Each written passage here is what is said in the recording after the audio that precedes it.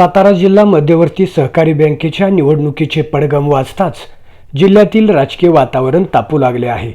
विकास सेवा सोसायटीच्या ठरावावरून कोरेगाव तालुक्यातील एका गावात दोन स्थानिक नेत्यांमध्ये झालेला वाद आता थेट पोलीस ठाण्यापर्यंत पोहोचला आहे।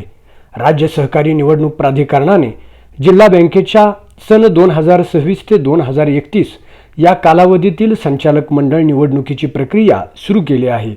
प्रतिनिधींचे ठराव स्वीकारण्यास सुरुवात झाली आहे।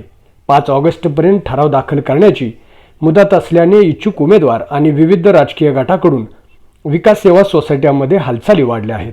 याच पार्श्वभूमीवर कोरेगाव तालुक्यातील एका गावात विकास सेवा सोसायटीच्या काही संचालकांना भेट दिल्याच्या कारणावरून दोन स्थानिक नेत्यांमध्ये दूरध्वनीवरून जोरदार वाद झाल्याची माहिती समोर आली आहे। या वादामध्ये भाजपा विचाराच्या एका स्थानिक नेत्याला जीवे मारण्याची धमकी दिल्याचा आरोप करण्यात आला आहे। या प्रकरणी शिवसेना विचाराच्या एका स्थानिक नेत्याविरुद्ध संबंधित पोलीस ठाण्यात अदखलपात्र गुन्हा दाखल करण्यात आला आहे। दरम्यान या संभाषणाची कथित ऑडिओ रेकॉर्डिंग सोशल मीडियावर व्हायरल होत आहे। या ऑडिओमध्ये दोन्ही बाजूंनी अर्वाच्य भाषेचा वापर झाल्याचे बोलले जात आहे। तथापि या रेकॉर्डिंगची अधिकृत पडताळणी झालेली नाही, हेही तितकेच महत्त्वाचे आहे। या घटनेमुळे जिल्हा बँक निवडणुकीपूर्वीच विकास सेवा सोसायट्यांच्या ठरावावरून राजकीय संघर्ष तीव्र होण्याची चिन्हे दिसू लागली आहेत।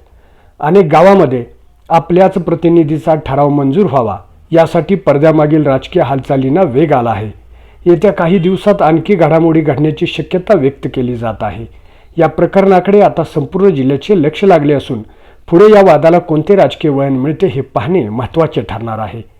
सातारा जिल्हा बँकेची निवडणूक जसजशी जवळ येत आहे तसतसे विकास सेवा सोसायट्यांच्या ठरावावरून राजकीय संघर्ष अधिक तीव्र होत असल्याचे चित्र दिसत आहे। कोरेगाव तालुक्यातील ही घटना त्याची सुरुवात तर नाही ना, अशी चर्चा सुरू आहे।